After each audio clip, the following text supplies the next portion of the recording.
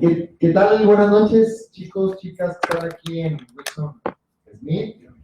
Bienvenidos todos a esta charla del día de hoy, que es una de las charlas que realizamos con profesionales. Y bueno, este viernes, como todos los viernes últimos del mes, nos visita Ceci, que es amiga nuestra y nos interesa mucho pues, su punto de vista médico, pues, desde la psiquiatría, desde el trabajo que ha realizado, ¿verdad? Tiene ya varios años trabajando en el campo de la psiquiatría, de los trastornos mentales, y fíjate, pero todavía un poquito más, o todavía más, me interesa tu opinión personal, ¿verdad? Que ya, digamos que es una amalgama de esta cuestión médica, lo profesional que has vivido y lo personal, tu punto de vista, ¿verdad? Entonces, bienvenida Ceci, gracias.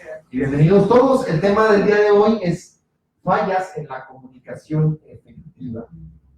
Yo decía, no es afectiva, lo que estoy pensando, ¿verdad? Pero no, aquí que sí es efectiva, ¿verdad? Y bueno, con esto que es la alta emotividad expresada. Ay, que este tema no es tan, bueno, a mí no me sonó tan común como los otros que hemos hablado, ¿verdad? Como la codependencia, depresión, TDAH, ¿ok? Perdón, TLP,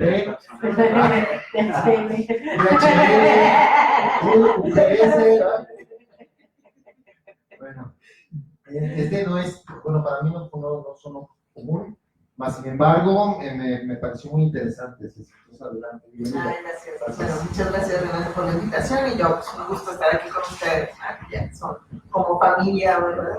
De que ya tenemos un año, ¿no? Estaba checando y creo que este mes cumplimos un año de estarnos viendo cada mes a nuestras charlas y que, bueno, ha ido cambiando la tonalidad que le hemos dado y la formalidad. Porque entonces era como más médico, ¿no? Sí. Más científico, y esto es lo que la ciencia explica, y así. Y conforme ha ido pasando el tiempo, pues se ha ido modificando, ¿no? Y se ha vuelto algo como cuestiones más personales, no nada más algo científico de que el cerebro trabaja así y esto se llama así, sino ¿qué hacemos? ¿Qué es lo que hay como para empezar a trabajar, ¿no? Desde lo individual y por qué entender las cuestiones familiares. Porque cuando hablamos de familias tóxicas, que de ahí también se liberaron, se partió por lo de la codependencia y así. Y este es otro tema que va abonando a eso mismo, ¿no? De la comunicación familiar, de la carga familiar, y que, bueno, finalmente, sobre todo en México, culturalmente, estamos como muy apegados a la familia, ¿no? A diferencia de otros países que desde los 16 años ya se tienen que independizar y hacerse cargo de sí mismos. Pues en México no. Entonces la comunicación es algo muy importante y es lo que voy a dar primero como una introducción respecto a la comunicación. Y que la comunicación no nada más es enviar un mensaje, ¿no? Desde el emisor, la persona que envía ese mensaje hacia el receptor puede pasar un montón de cosas, ¿no? Y una vez que llega el mensaje puede llegar totalmente distorsionado a la cabeza del otro, muy distinto a lo que yo quería darme a entender. Y pues en eso puede ser el canal en el que se utiliza, ¿no? Puede ser el contexto en el que se está utilizando, el tono de voz, o yo puedo decir una cosa y mi lenguaje corporal está diciendo otra, o el tono en que lo dije quiere decir todo lo contrario, ¿no? Como cuando quiere ser uno muy irónico, ¿no? Pero no nada más es el mensaje, sino que nos decían un montón de cosas, ¿no? El código que utilizamos, el mensaje en sí, que puede estar mal emitido, o el receptor lo puede malinterpretar, ¿no? Y pues esta malinterpretación no nada más es en el lenguaje directo, ¿no? Del diálogo. Eso también se da por todas las vías que tenemos, desde un mensaje de texto, y si no le puse un signo de interrogación o X, ¿no? Pues tenemos un montón, ¿no? Desde la comunicación masiva, ¿no? Hasta la comunicación individual. Y pues de los tipos de lenguaje que estamos utilizando ahorita pues es el oral, pero también puede ser de texto, puede ser gestual, puede ser transcrito, visual, articulado, como oral, ¿no? Visual, escrito. Y es lo que les decía, ¿no? Dice, como cuando malinterpretan tu mensaje por no poner los signos de puntuación, aquí tengo varios mensajes, ¿no? Como dice, no, espere, no es lo mismo de no espere, ¿no? Son mensajes distintos y lo único que se parece una coma, ¿no? Pero esto dice jabón corporal en barra para niños con papá de hipopótamo. Y entonces, o sea, le falta una coma, ¿no? Entonces te cambia todo el contexto. Y es un mismo mensaje, lo único que hace toda la diferencia es una coma, ¿no? Cuando es escrito, por ejemplo, esto de no queremos saber, a decir no, queremos saber, ¿verdad? O sea, como contestar, ¿no? O la de, no está la otra, donde, como dice, es hora de comer, niños. O sea, es hora de comer, coman niños, y el otro es hora de comer niños, ¿no? Es como que se va la mano. Y el otro donde dice, no tengo novia, no es lo mismo que no, tengo novia. ¿Ve la importancia de la coma, la novia y la ortografía? ¿No? Que se interpreta los diferentes. Como ¿no? De este meme que dice, problemas, con drogas te podemos ayudar, ¿no? Y aquí era un problema del acomodo de la pregunta, ¿no? Y luego, otro dice, por favor, no pasa. Si no sabe leer, pregunte boletería. Si no sabe leer, ¿cómo va a saber esto, no? Entonces, en vez de poner nada más un signo, ¿no? De no pasar, ¿no? Dice, si no sabe leer, vaya, pues, ¿cómo saber si no se lee, ¿no? Entonces, esto cuanto al lenguaje escrito, ¿sí? Pero también tenemos lo del lenguaje corporal, ¿sí? Que si esto con las cejas enmarcadas, o si la boca fruncida, o la nariz, o así. Y que esto, en la mayoría de las personas, aunque sí tiene cierto contexto cultural, pues la mayoría tiene como esta empatía y esta capacidad de entender lo que está sintiendo el otro, lo que está experimentando el otro, lo que quiere decir el otro, ¿sí?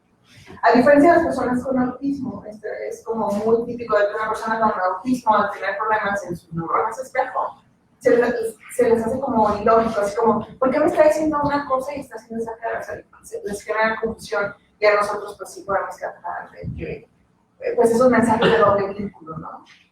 De los que también ahorita vamos a repasar. Y pues el lenguaje corporal no nada más es la expresión facial y el tono de voz, sino también la postura corporal, ¿no? Estamos cerrados, estamos interesados, y estamos molestos, ¿no? Y pues va todo, ¿no? Nada más la presión de los brazos y la cara, sino todo, ¿no? Hasta algunos movimientos, ¿no? Y les digo la posición de cómo nos sentamos, así. Y algo bien importante de la comunicación es de que siempre tenemos que procurar que esta comunicación, cuando es presencial, sea del mismo nivel, ¿sí? Por ejemplo, una falla que cometemos como padres es dar órdenes a los hijos desde acá, ¿no? Entonces, no, mira, hijo, ve. Entonces ya te pones al mismo nivel, ya sea que el niño lo sientes en un espacio y tú te sientes con él, o que te inclines para que estén de manera directa y el mensaje sea entendido, ¿no? Una cosa muy importante de la comunicación también es el espacio vital, ¿no? Que era algo que discutíamos hace poco, porque decía, no, es que mi espacio vital, o sea, el espacio vital es muy distinto culturalmente, porque es que es muy complicado ahora con las cuestiones de las relaciones de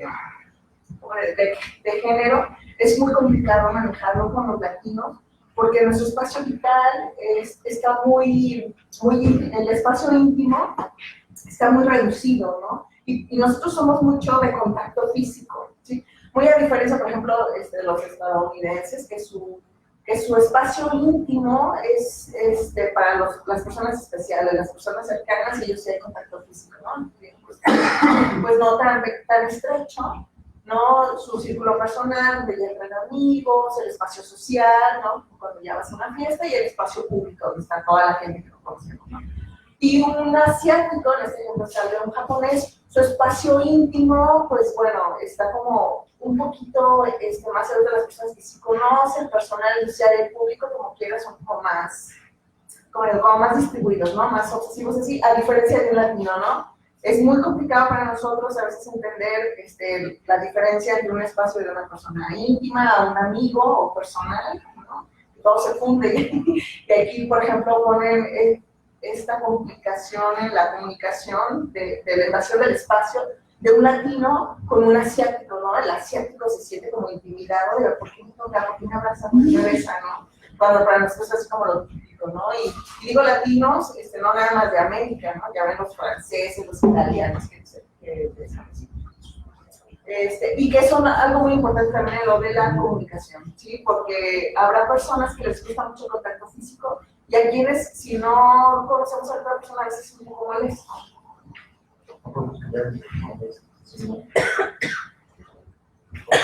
Perfecto, está sonido este, ¿verdad? Sí, y así ya se escucha igual. ¿Escucho más? Mejor. Sí. ¿Sí? Ok. Sí, a ver si no lo pegué. No, sí, Bien, entonces, aparte del lenguaje corporal, aparte de la de comunicación, de cómo me estoy comunicando, también tiene que ver el contexto, ¿no? Por ejemplo, en esta caricatura, donde la mujer está diciendo abiertamente, pues, yo a vos te quiero, ¿no? Y el otro dice, yo a vos te... Y no sabe qué decir, porque no sabe qué es lo que siente, no sabe cómo denominar lo que está sintiendo, ¿no? Y esas son cuestiones culturales y son cuestiones también que se van aprendiendo en familia. La expresión de emociones, que en México el expresar un afecto, en vez de que sea algo bueno, te pone en una situación vulnerable, ¿no? Porque si recordamos, por ejemplo, en inglés, decir I love you, pero puedes decir hasta el perro y no pasa nada, ¿no? En cambio, en español decir te amo es como bastante complicado y más si es una situación de pareja, ¿no? Incluso a veces es muy complicado decírselo a un familiar, ¿no? A un hermano, a un padre, ¿no? Porque lleva mucha carga y tiene que ver con cuestiones culturales y idiomáticas, ¿no? Y también, cuando hablamos del lenguaje, también hablamos de los silencios, ¿sí? Habrá muchas cuestiones en las cuales el silencio tiene que decir un poco, ¿no? Tiene mucho que decir. Y, por ejemplo, dice, cada silencio ocupa un lugar y pesa, ¿no? Porque si tienes que quedar callado, a veces cosas que decir. Y, por ejemplo, en el caso de las personas con fobia social, que quisieran encajar, que quisieran integrarse, pero no saben cómo hacerlo, ¿no? Se quedan con todo esto. Entonces, sí queda claro por lo de la comunicación, o sea, no nada más es el decir las cosas, es el cómo las decimos, en qué tono, a quién se las decimos, en qué contexto, para que ese mensaje pueda ser claro, ¿no?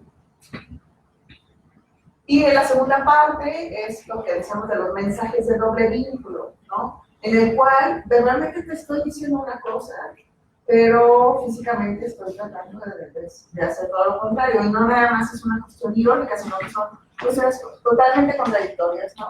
Como dice, hace referencia aquí a situaciones comunicativas en las que se reciben los mensajes contradictorios. Por ejemplo, aquí dice, el botón azul es verdad. Y en el botón azul dice, lo del botón rojo es falso. Te meten un callejón sin salida, ¿no? Porque pues, es algo que no puedes resolver, ¿no? Y el doble vínculo dice, es un dilema comunicativo por la contradicción entre dos o más mensajes, ¿sí? Entonces, da igual lo que hagas porque cualquier elección supone una equivocación, ¿no? Y puede derivar en algún trastorno psicológico, como habíamos visto donde le dice a la mamá, ¿sabes qué? Haz lo que quieras, a mí me da igual. Pero ya sabemos que en ese tono y en esas palabras y en ese contexto no significa que le da igual, ¿no? Entonces, por debajo se está leyendo el mensaje donde dice, si lo haces, me enojaré, pero si no lo haces, me enojaré, ¿no? O sea, ahí dejan a la jovencita en una situación de que, independientemente de lo que decida, va a estar mal, ¿no? Entonces, puede generar alguna patología por el sentimiento de culpa, la sensación de confusión, ¿sí? Y estas cuestiones de doble vínculo se asociaron mucho con esquizofrenia. Ese tipo de mensajes lo manejan mucho las mamás de personas con esquizofrenia, y por eso se decía en psicoanálisis que eran madres esquizofrenizantes, ¿sí? Personas, madres, que hacían que sus hijos les diera esquizofrenia por esa forma tan confusa de comunicarse, que por un lado te están diciendo algo, pero que quiere decir todo lo contrario. Entonces, cuando me puse a investigar un poco antes sobre la alta emotividad. Esa es otra cosa. Sí, ¿verdad? Y muy relacionada con la esquizofrenia. También, así se inició. Los primeros estudios de emotividad expresada salieron con esquizofrenia. Después se vio que se puede aplicar también a adicciones. Y después se vio que se emplearon un montón de situaciones de enfermedades mentales, sobre todo severas y persistentes, por el tipo de comunicación porque nos enganchamos. Nos vinculamos con el emisor y con la interpretación del mensaje. Y entonces eso, en vez de ser algo como relajante, tiende a generar más tensión, ¿no? Y vías de escape. y que incluso podría ser hasta un generador. Un generador de esa patología o detonador o detonante de las crisis. Pero sí, en eso del doble vínculo viene un ejemplo donde dice, un niño trata de relacionarse con su madre y que es una madre que sufre de dificultades afectivas, que puede ser una depresión.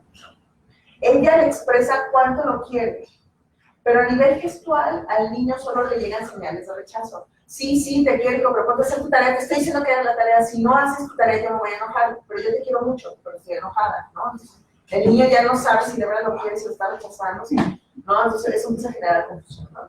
Dice, por lo tanto, el mensaje que la madre expresa verbalmente no coincide con el mensaje que su cuerpo envía a su hijo, ¿no? O si la mamá está cansada y el niño dice, mamá, ¿me quieres? Sí, sí te quiero, o sea, no es lo que un niño espera, ¿no? Y de esta forma, este niño se encuentra atrapado en una contradicción que implica afecto verbalizado y el rechazo corporal, ¿no? Entonces, eso empieza a generar confusión. Por ejemplo, algo que cometemos los padres actualmente es de que sí, yo hago todo por mi hijo, trabajo por mi hijo, pero no lo veo porque no tengo tiempo, ¿no? Entonces, ¿cómo es eso? ¿Cómo estás haciendo todo por tu hijo si no lo ves, si no convives con él? O sea, que para nosotros que es hacernos cargo de los hijos, ¿no? Y vemos como ambos padres también, aparte de esto, metidos en las redes sociales, ¿no? Y en las redes sociales publicando cuando quieren a su hijo y eso, y ni siquiera lo ven. Lo típico, sí. Y otro ejemplo de este mensaje de doble vínculo, dice, por ejemplo, lo de sé espontáneo, ¿no? Entonces, cuando dices que seas espontáneo, pues, si tú tratas de ser espontáneo, entonces ya, porque te lo dijeron, ya no eres espontáneo inmediatamente, entonces se anula, ¿no? Y si no lo haces, si no tratas de hacerlo, pues también es como contradictorio, ¿no? Y en las relaciones de pareja, pues ni se diga, ¿no? Por un lado está el que sí te quiero, pero ¿dónde estás? ¿Qué estás haciendo? ¿Con quién estás? Qué padre, tienes un evento con tus amigos, pero pues, ay, me gustaría que no fueras, porque cada vez que vas con tus amigos yo me siento mal. Y a veces no te lo verbalizan de esta manera, pero como la forma que te dicen, pues sí, diviértete, pues yo aquí mientras no estar aburrido, mientras tú ya te diviertes, pero no apures, yo me está bien, no sé, a lo mejor viendo tele, a lo mejor, o sea, ¿no? Entonces, ese tipo de dobles mensajes, ¿no? Empiezan a generar violencia. Tenemos, por ejemplo, esta chica donde dice que se me tiene cansada tu doble discurso, ¿no? Por un lado le están dando flores y por el otro lado le están dando con sí. Y les decía,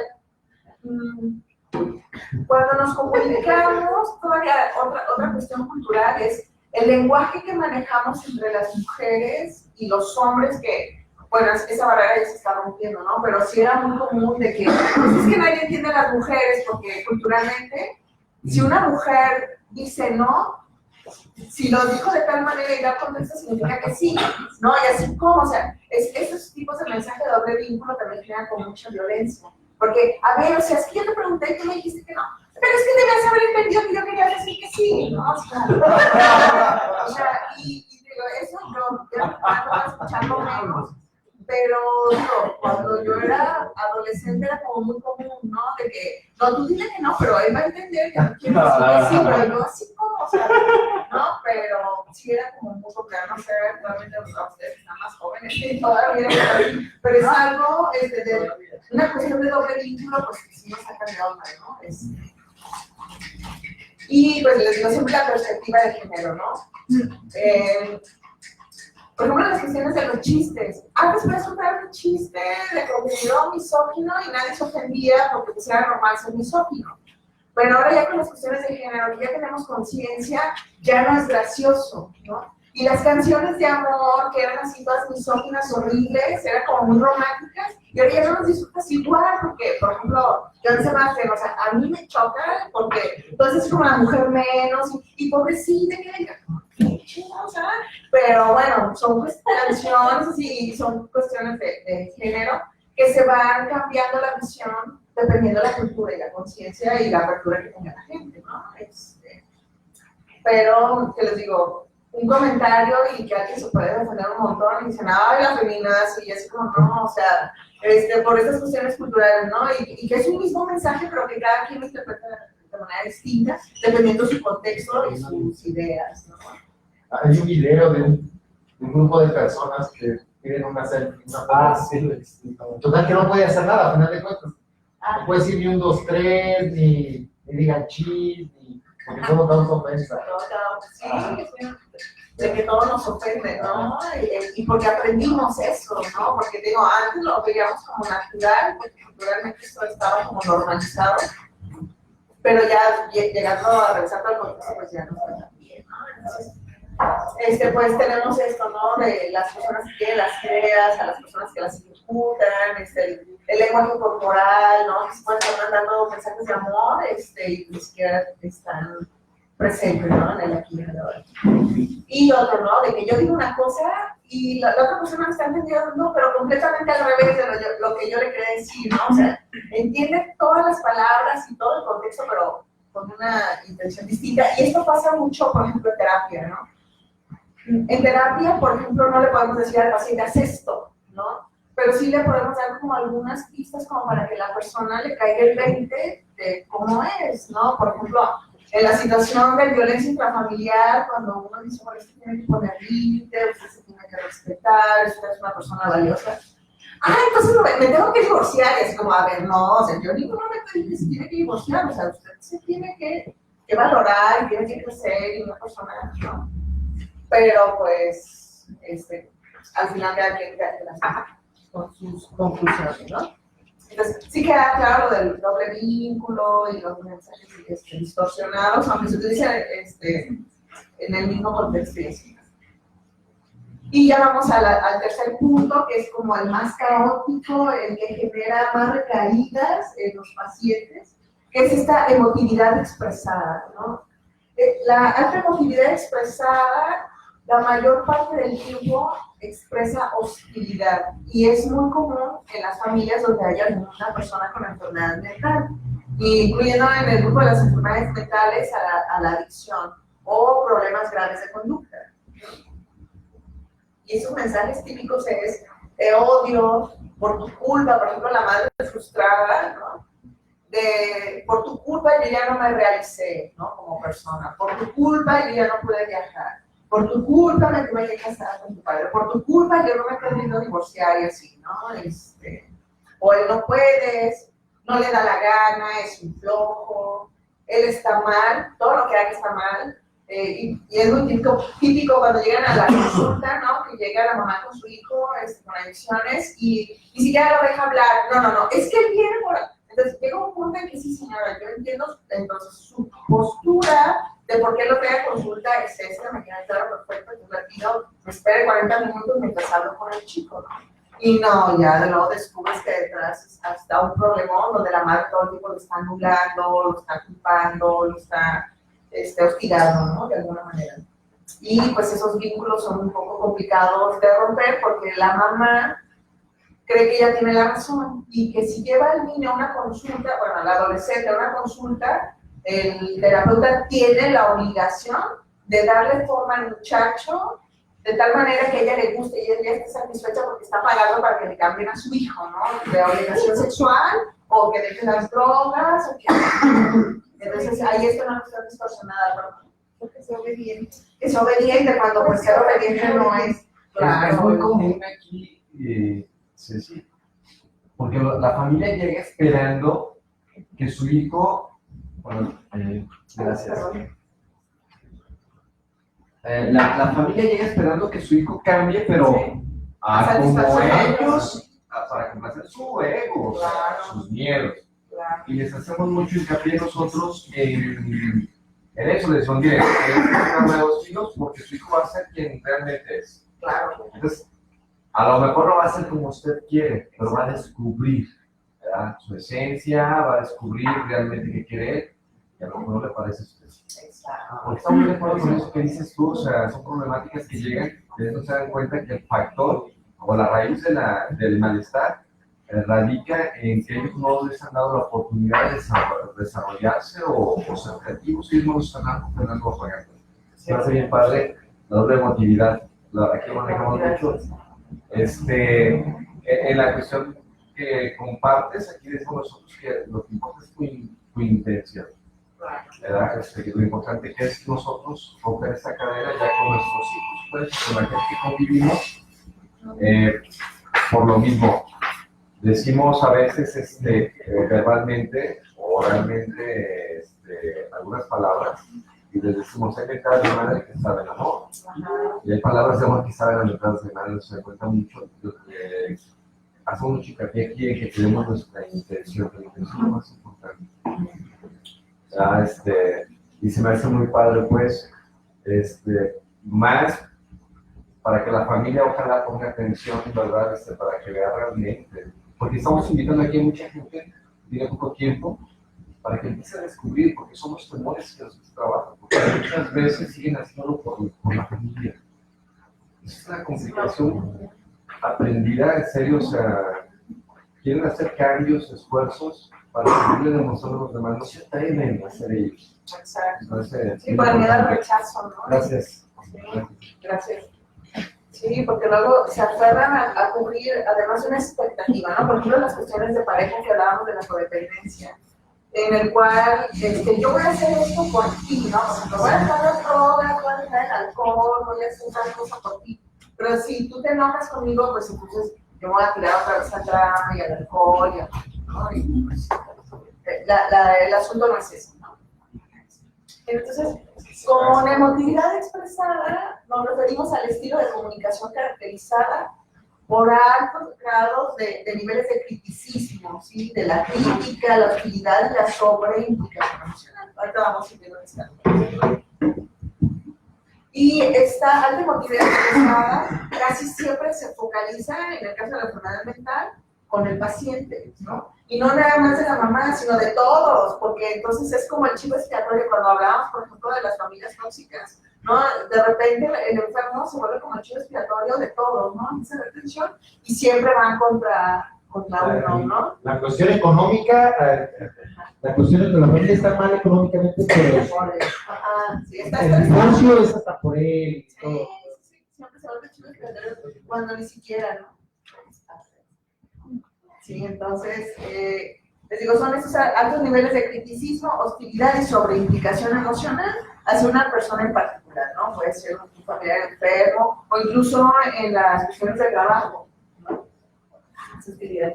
Y les digo, son 5 componentes, los 3 más importantes y negativos son estos. Entendieron como criticismo a esos comentarios críticos realizados por el familiar acerca del comportamiento del paciente, pero es una crítica destructiva, no es una crítica constructiva, que bueno, la crítica constructiva también es a veces mal recibida, ¿no? Cuando lo hiciste así y a lo mejor, o sea, constructivo sería, tal vez si hicieras tal otro se vería mejor, a diferencia de, ay, no, qué horrible te viste, no tenías que haber dicho esto, ¿verdad?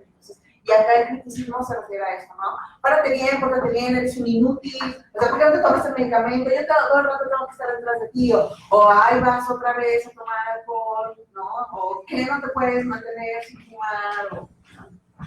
Y la hostilidad es esa evaluación negativa generalizada o un rechazo manifiesto al paciente como persona, ¿no? De que un convivio y algo y, ay, lo invitamos, como, ay, no, porque si tú vas a salir con sus tonterías, ¿no? Y luego lo invitan y dicen, yo no voy porque te invitan, ¿no? No, pero digo, llega un punto así que solo un vínculo así ya patológico y repetitivo, ¿no?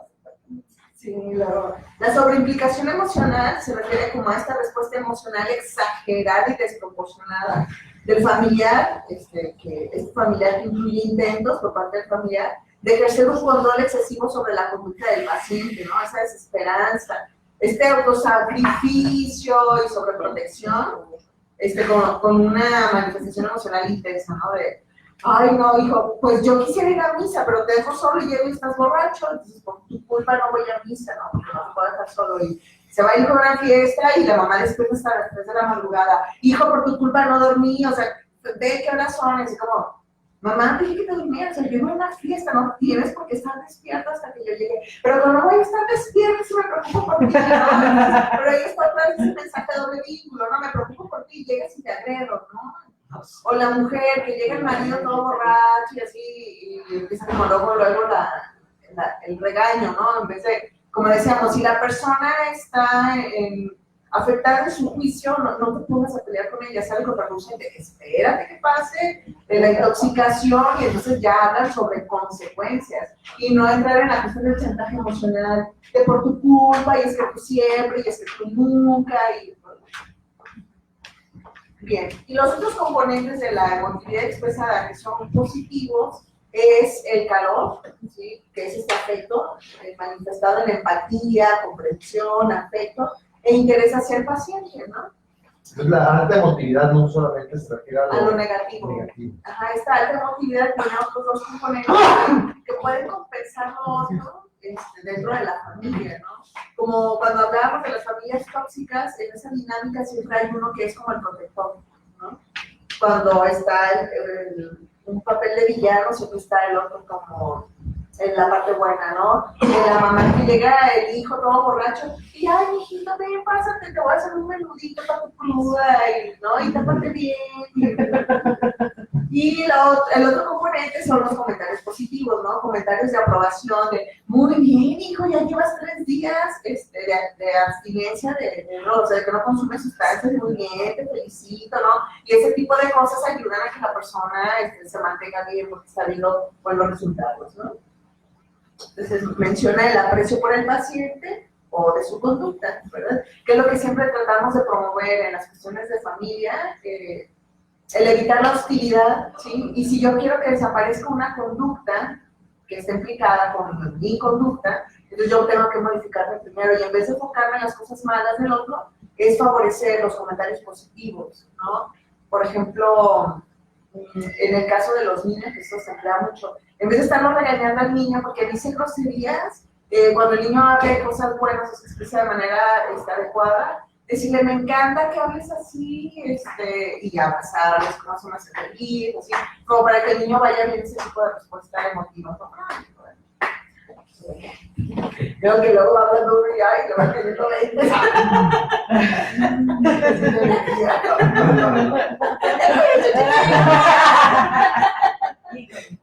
Híjole. Sí. Entonces, en la alta emotividad expresada, casi siempre se piensa en la madre, porque es la que cuida al paciente, ¿no? Pero sabemos que la alta emotividad no nada más proviene de la madre, puede ser de cualquier miembro de la familia en la cual el paciente vive, ¿no?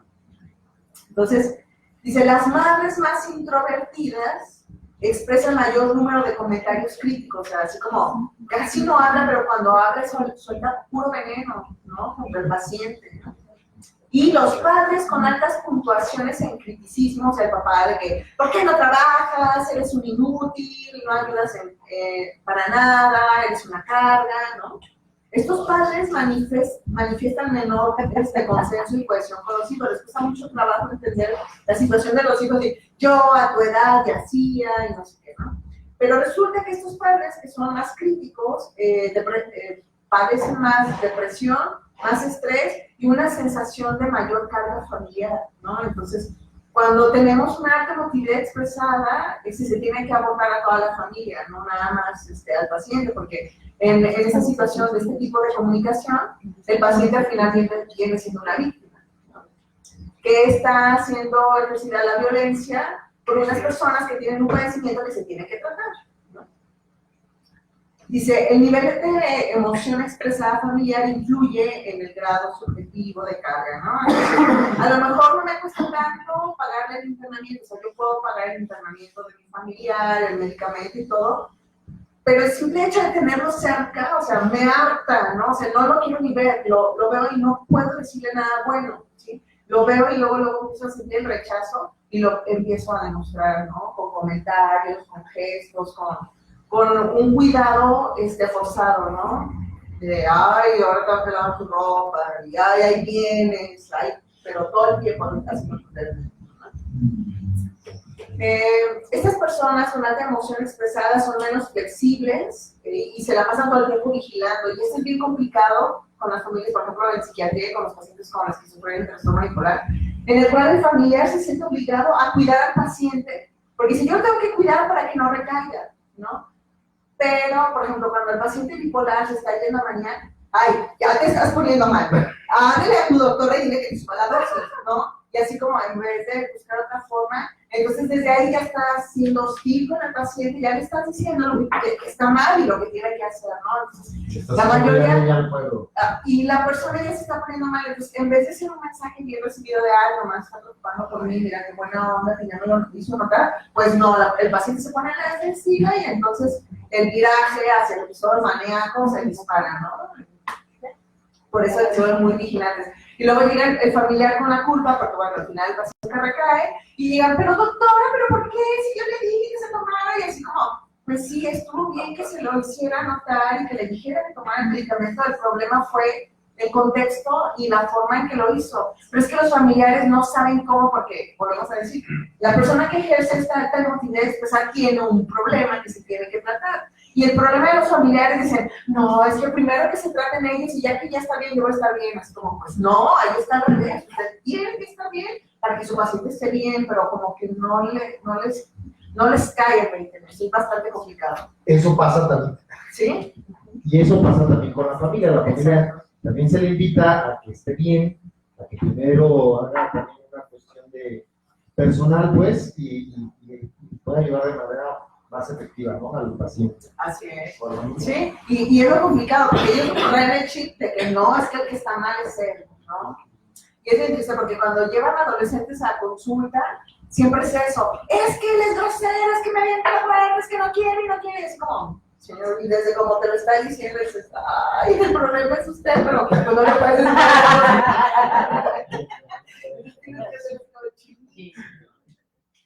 ¿Cómo le digo? Sí, o sea, las familias con alta emoción expresada muestran menos estrategias efectivas de afrontamiento. Todo el tiempo en la defensiva, y no, y es que el que está mal es él. Y es que yo estoy haciendo las cosas bien, ¿no?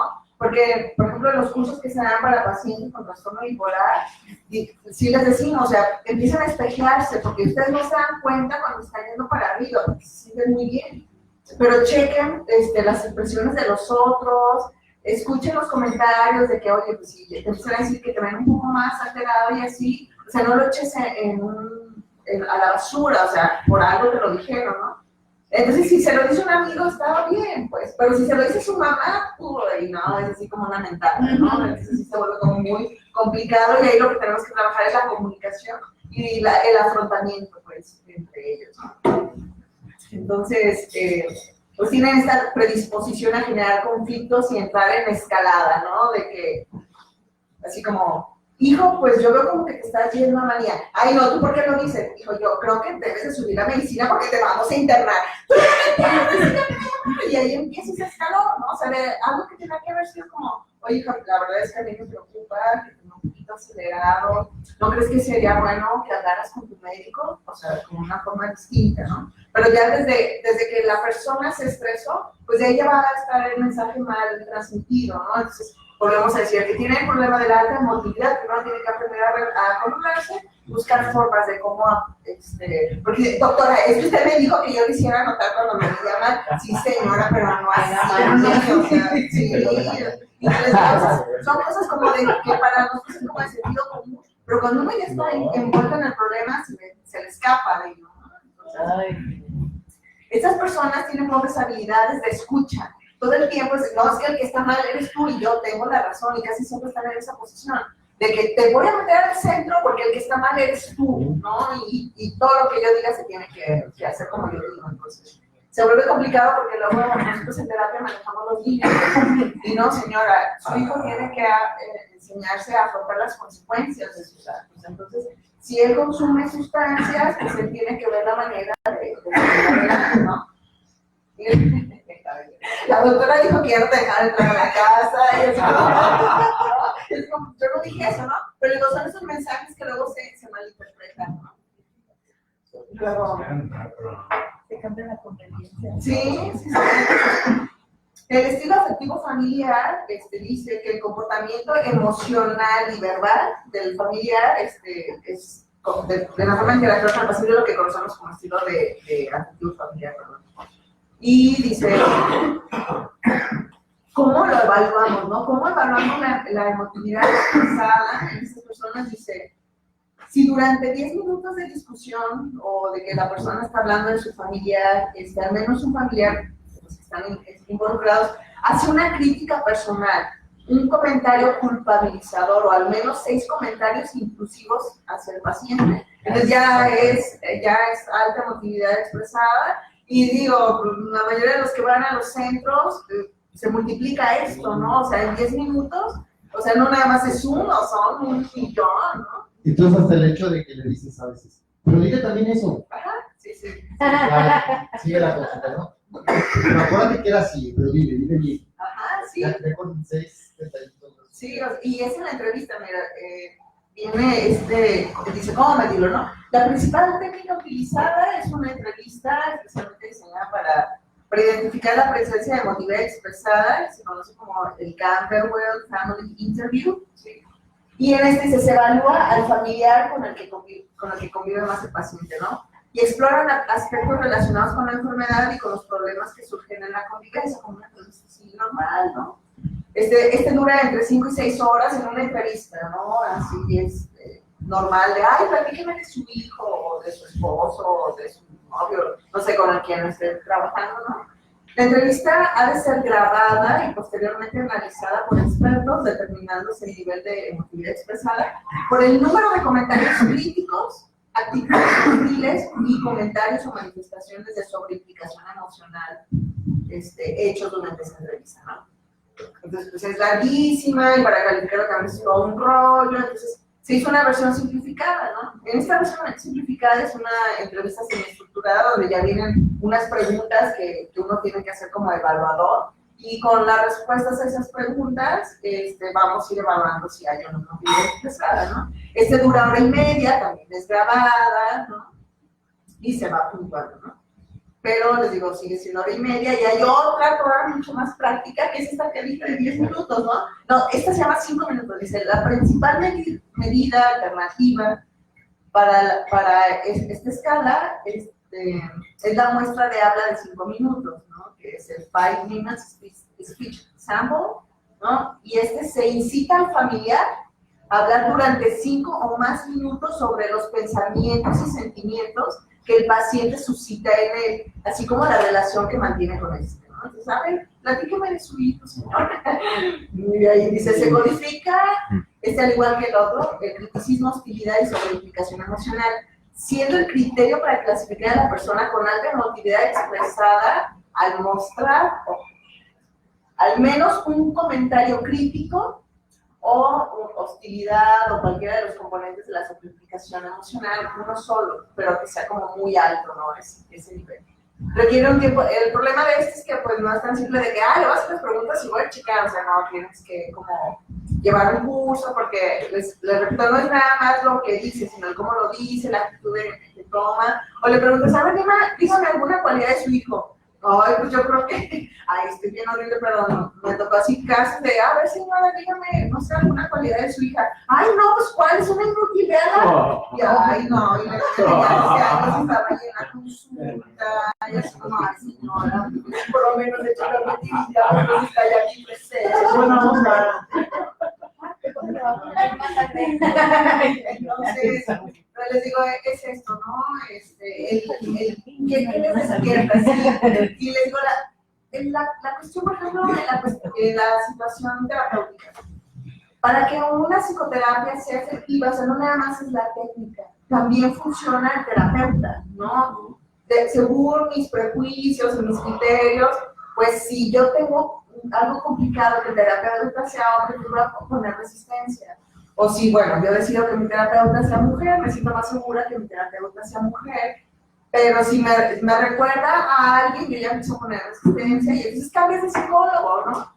Pero cuando está esa hostilidad y todo con tu familia, o sea, ¿cómo te haces ellos, no? Es bastante complicado y pues ahí se tiene que trabajar. Y las estrategias de intervención en este tipo de familias es la construcción de una alianza con los familiares que cuidan al paciente, así como, ok, yo entiendo que están muy estresados y tenemos que trabajar en eso porque esa actitud y forma de manifestarse no le está ayudando al paciente, pero es que es un tan normal y no trabaja y es un paquetón y no, es como, sí, señora, yo entiendo esa parte, ¿no? Pero si queremos que eso cambie, tenemos que ver el asunto de una manera distinta. ¿Sí? Una persona a la que queremos ayudar y usted ya no se puede dar el tiempo. Entonces, yo, para que él esté bien, yo tengo que sufrir. A ver, así, no, señora, no es de que sufra, es de que usted sea como más realista. Y si de veras queremos un cambio, primero tenemos que exigirle el cambio a usted, ¿no? Entonces, hay que reducir la atmósfera familiar adversa mediante la reducción de estresores y la cesación de carga del cuidador. ¿Sí? Así como, a ver, señora, esto ya no le toca. ¿Sí?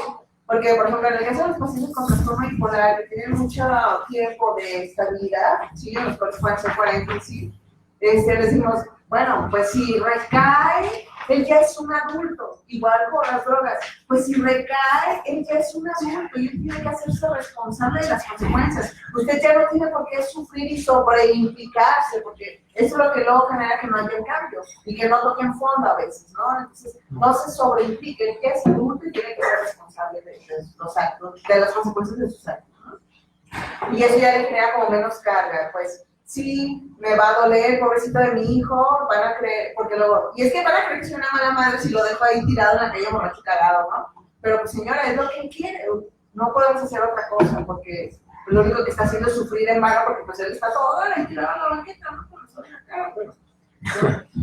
Y mejorar la capacidad de los familiares para prever y resolver problemas, ¿no?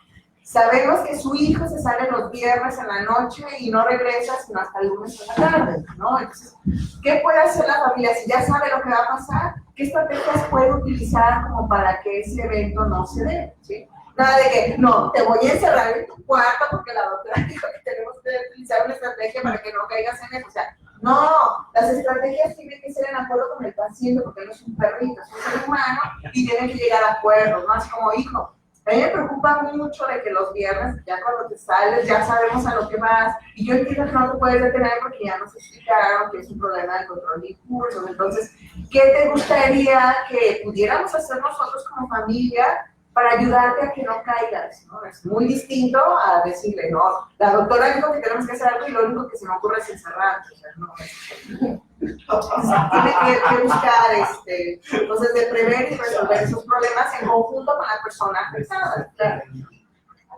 Y es muy complicado, eso es lo que batallamos un montón, en reducir las expresiones de ira y culpa, ¿no? Por parte de la familia. Es súper complicado. Ay, doctora, pero ¿usted tiene hijos? ¿Usted no se enojaría? Así como, no, sí, señora, pero aquí la situación es de que cuando usted se enoja ya perdimos la batalla, o sea, trate de respirar, ¿no?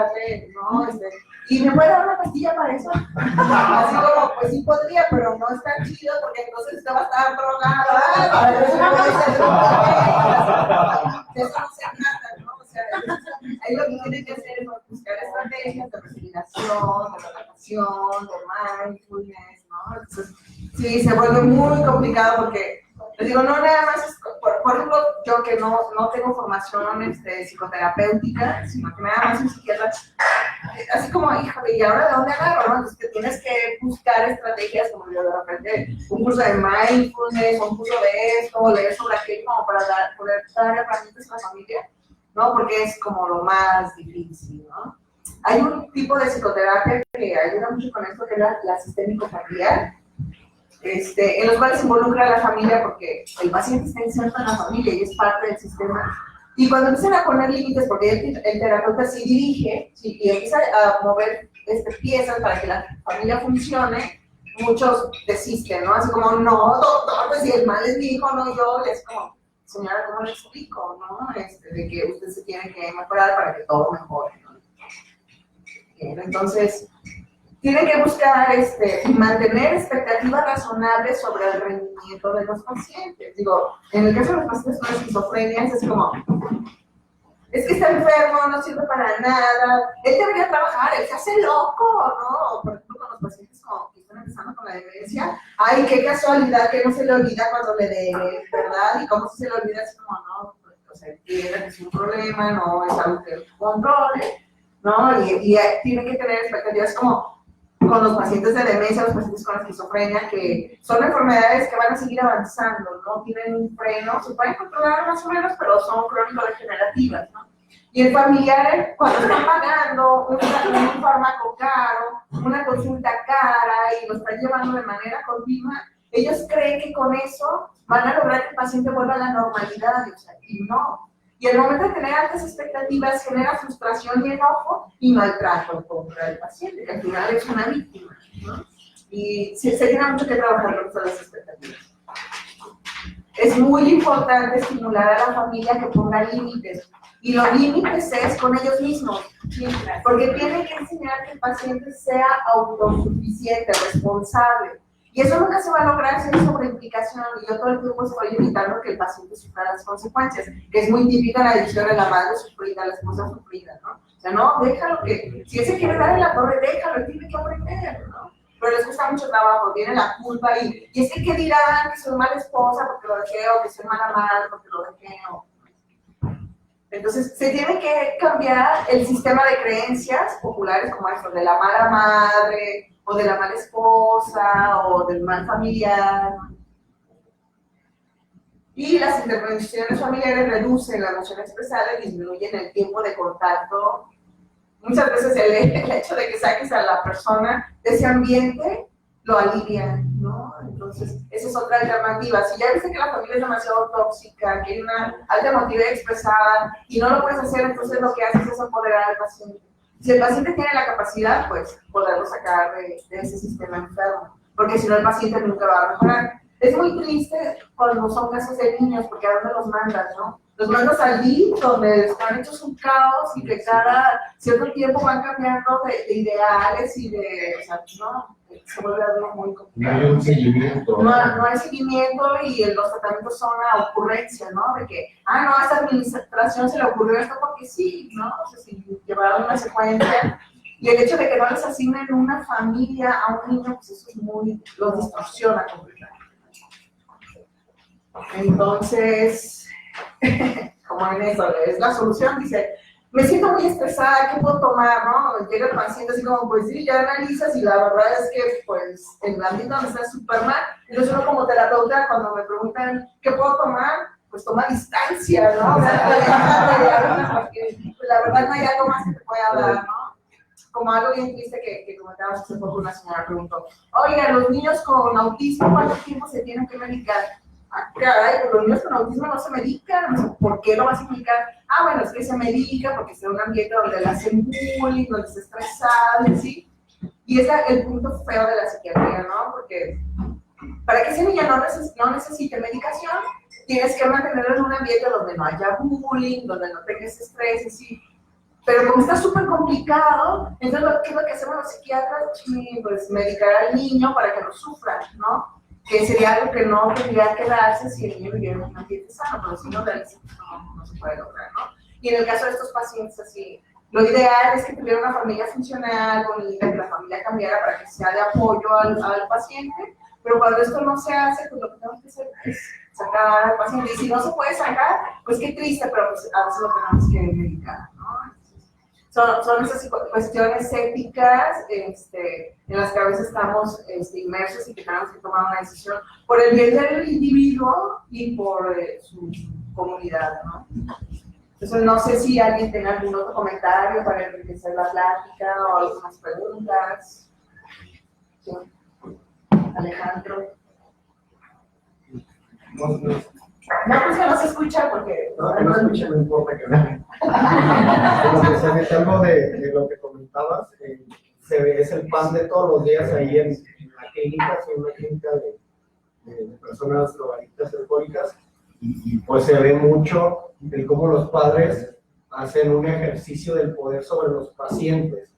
Entonces lo que se ve mucho son relaciones familiares de codependencia en el cual se utiliza muchísimo el chantaje, es el pan de cada día.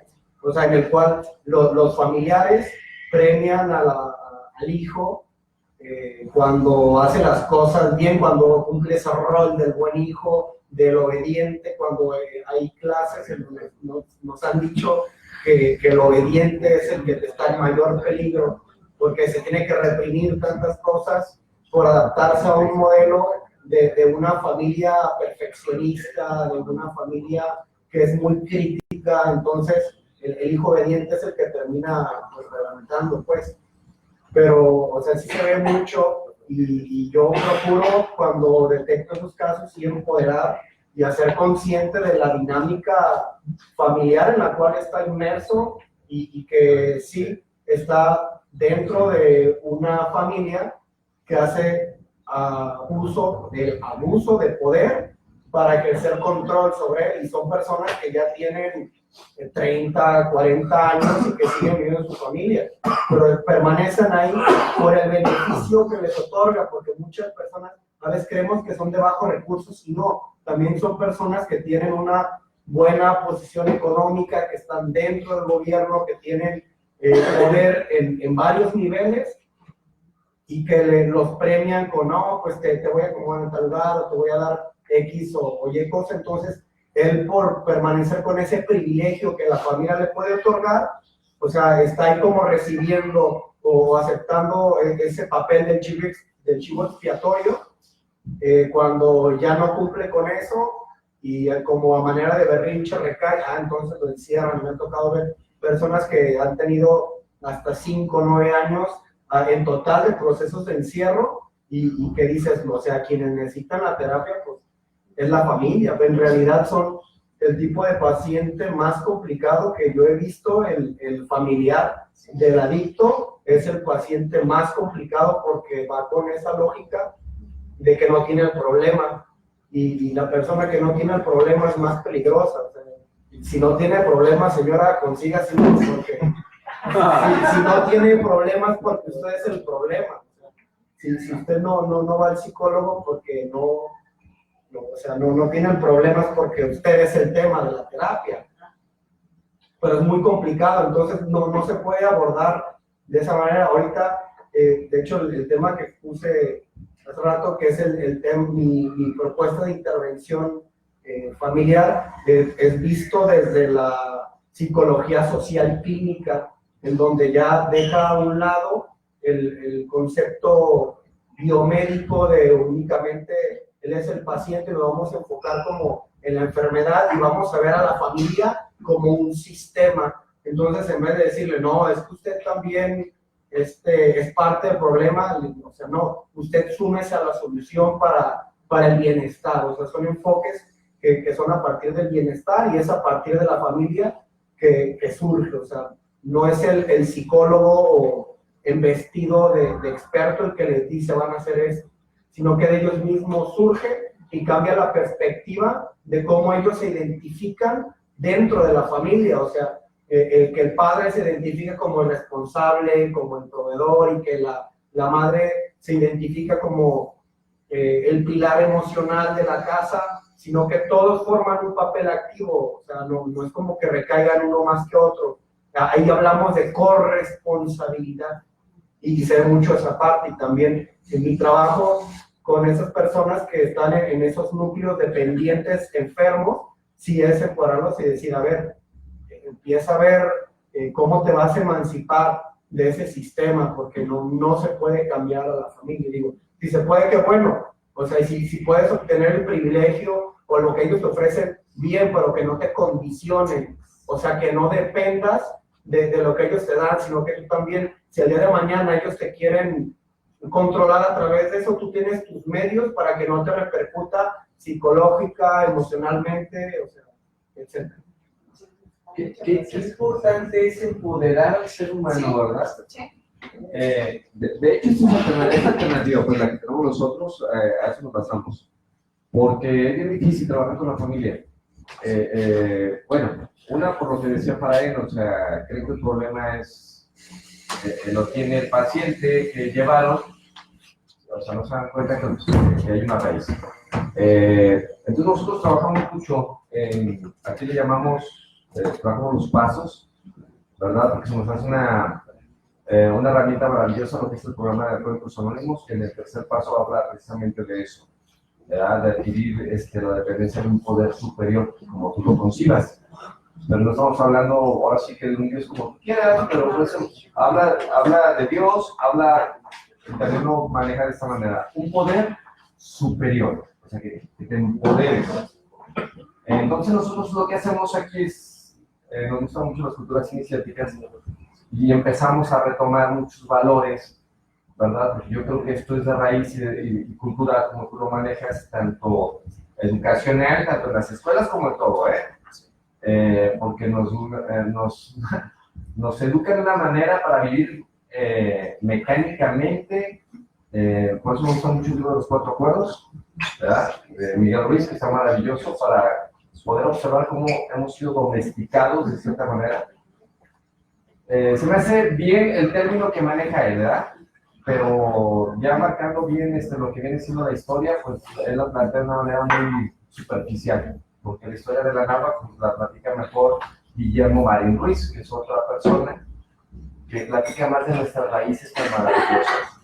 ¿Verdad? Y mucha gente en las escuelas no nos dan esta educación, nos dan la occidental, la que escribieron los ganadores de acuerdo a las necesidades sociales, ¿verdad? Para vivir de esa manera. Entonces, nosotros tratamos de que la gente tenga interés en ver los valores tan maravillosos, en valorar primero, ¿verdad? Nuestras raíces, porque yo creo que todo radica ahora sí que en la falta de autoestima, ¿verdad? Y para empezar, rechazamos nuestras raíces, ¿verdad?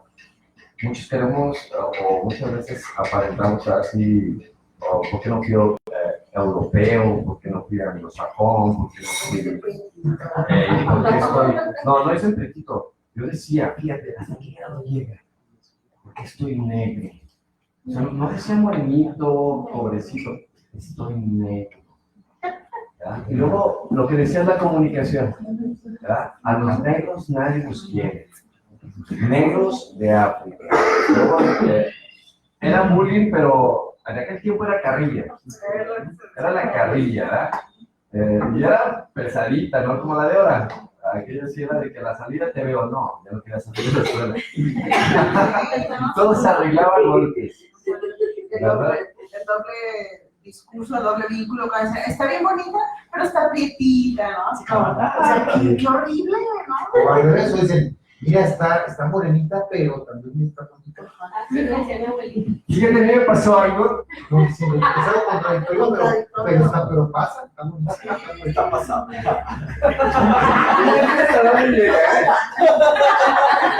A mí me encanta la gente morena. Me fascina. Mi familia es blanca.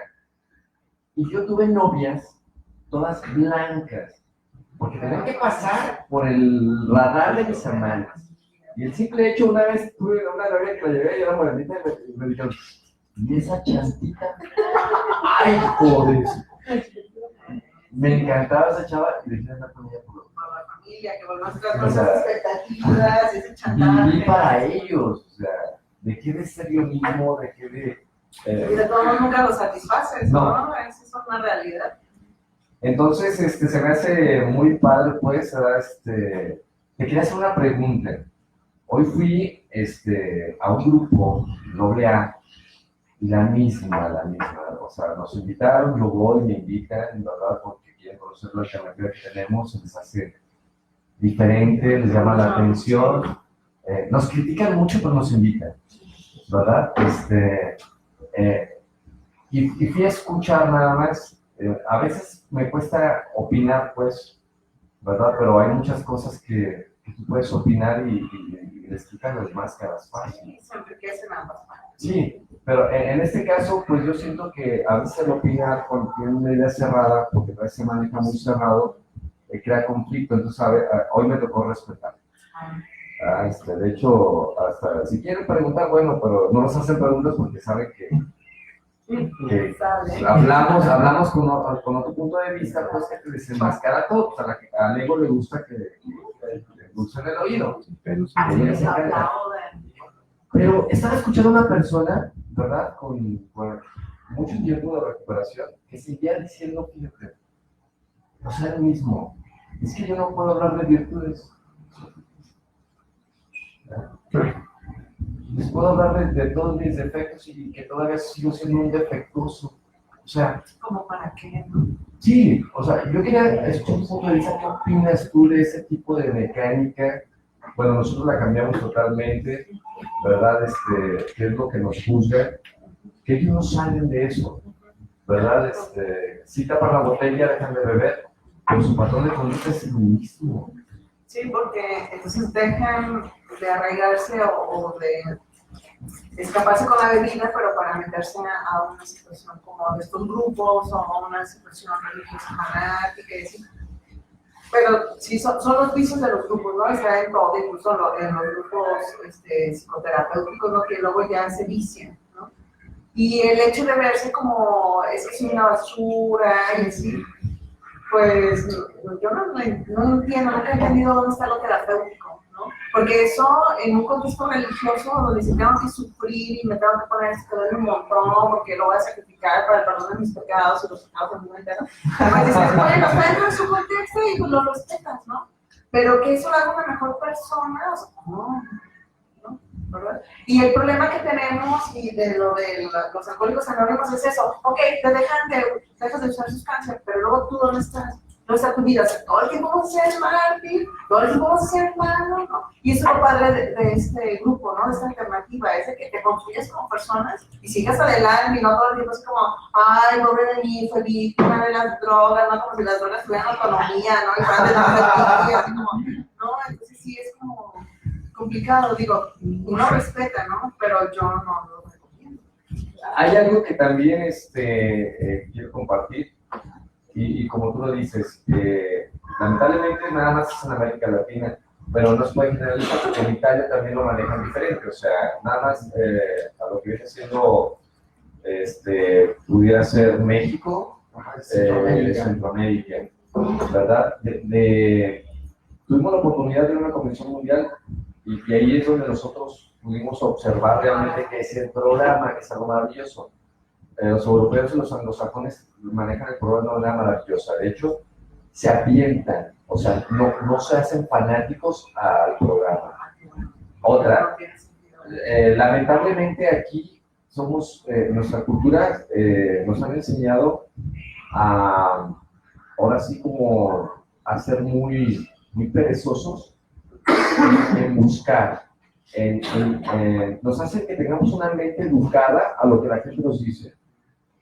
Y eso viene desde las escuelas, y desde la educación. Porque soy tu padre, porque soy tu madre, lo que decías ahorita. Y se crea un patrón de conducta de que lo que me digan así es, el padre dice así es.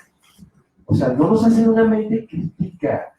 No puedes cuestionar porque es malo. No, y lo que dices, un niño crítico preguntó, llévalo a los psicólogos, no vengo, dosifíquenlo, ¿verdad? Porque es inquieto. O sea, yo estoy claro, y le estamos frenando pues su desarrollo de su esencia, ¿verdad? O de su creatividad, ¿verdad? Yo lo comparto mucho aquí, porque, te digo, nada más en México es donde yo he visto este tipo de Alcohólicos Anónimos. A mí se me hace maravilloso como programa, De hecho, te digo, lo tenemos en el de estudios. Pero que es el programa que es maravilloso porque es un modo de vida que no es de 1935, que fue tomado desde las primeras civilizaciones, o sea, es lo mismo que viene de los egipcios, de los sumerios, de las 6 civilizaciones más chingonas, la china, la hindú, ¿verdad? La de nosotros, la de la náhuatl y la de las andinas. O sea, son principios universales maravillosos, no son de BW. De hecho, yo he visto que mucha gente está cegada y obsesionada, como igual que en la iglesia, ¿verdad? Porque no tienen interés en investigar de dónde nacieron, ni siquiera lo que están leyendo, ¿verdad? O sea, y ahorita quien vivimos de esa manera es porque queremos. Yo les digo, ahorita, tú sabes que muchos investigadores científicos se quemaron las pestañas, entregaron su vida, y está plasmada, o sea, está al alcance de tu mano buscar información, abrir los ojos, o sea, pero es tanta la confusión que se vive en el mundo de afuera, la información visual, ¿verdad? Toda la contaminación que existe, que volvemos a hipnotizarnos otra vez a dormirnos. Entonces, nosotros estamos trabajando con los rayos, nos colocan perfectamente, está maravilloso. No, y la casa también. Vimos una experiencia bien bonita, fíjate. Fuimos unas dinámicas que estamos haciendo y nos tocó que esos 3 días de la dinámica, tormentón. Y como todos buenos locos, como la gente dice, ¿verdad? La gente que hace lo que su intuición le dice, está loca. Nos fuimos a un parque muy padre que está allá a la orilla, arriba en la lomita, Junto a la UNICE. muy padre que arreglaron. Y los únicos que estábamos éramos los de Mucho de mí y los británicos. Que los británicos son una comunidad pura que no fue tocada. Es algo muy maravilloso, o sea, van en contra de lo común, de lo colectivo, ¿verdad? Están en un torneo de voleibol maravilloso, ¿verdad? Donde les dieron a las chavas la oportunidad de participar, ¿verdad? Donde no compiten, o sea, disfrutaban, se equivocaban y se reían. Los de la porra se equivocaban y les aplaudían, pero yo pues estaba poniendo en su lugar y decía, no fuera mi equipo porque no, ya estuviera.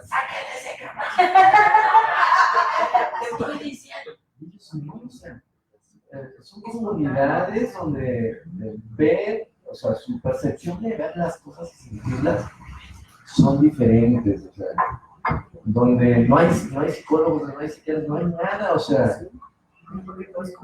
es una comunidad maravillosa, es una cultura que sigue manteniendo nuestras raíces maravillosas. Sus vestimentas maravillosas, ¿verdad? Sus faldas, todo.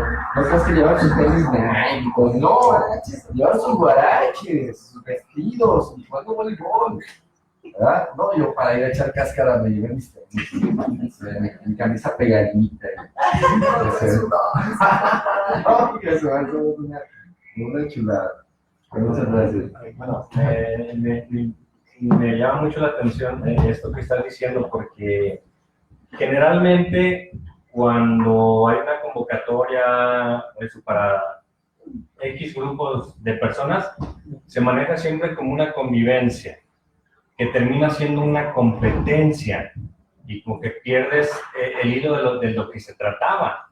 Entonces, pues, ¿qué está pasando con nosotros?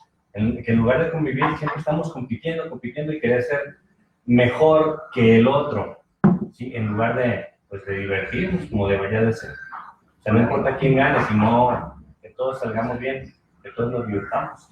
Por la cuestión social, porque eso es lo que nos enseñan a competir. Es que es un patrón de conducta que estamos invitando mucho a que lo podemos romper. Sí. Es lo que estamos haciendo aquí en Mucho del Nido. Poder observar, que aprendamos a observar, ¿verdad? De dónde viene ese instinto, ¿verdad? De competencia, para envanecernos, para lo que sea. Eso es por carencia, ¿verdad? No hay necesidad de ser el número uno a fuerzas.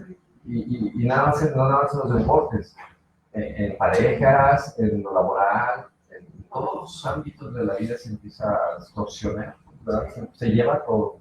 Sí. Y en esa transición, pues es cuando suceden estos movimientos que luego se ven como que sacados de la nada y que creen que detrás están los Rockefeller o los no sé qué, ¿no?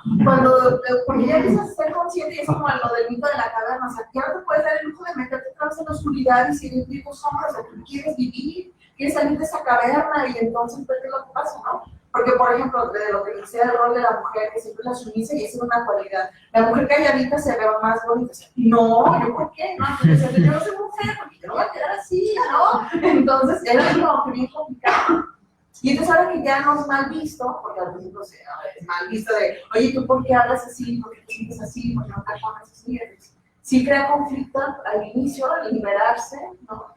Y yo creo que es este trabajo que está haciendo aquí Wilson Smith, ¿no? El que se empieza a liberar sin culpa, sin estar cargando con el chantaje de la familia, sin estar, pero siendo responsable, no nada más volverse como anarquista, de, ay, no voy a hablar contra mi mamá porque me cae ahora que me quiere hablar, o sea, no es rebelarse contra la mamá, es hacer introspección, o sea, que mamá y eso, déjanos a un lado, eres tú, porque es tu vida, tus decisiones, tus consecuencias, que tú vas a enfrentar, ¿no? Porque si no van a abrir todo el tiempo de que, ay, es que mi familia tiene alta motivación a expresar y yo no la aguanto, entonces me voy a ir. O sea, no te vas a ir por eso. Tú te vas a ir porque tú eres una persona que debe llevar un proyecto de vida y tienes que salir con ese proyecto de vida, independientemente de ellos, ¿no?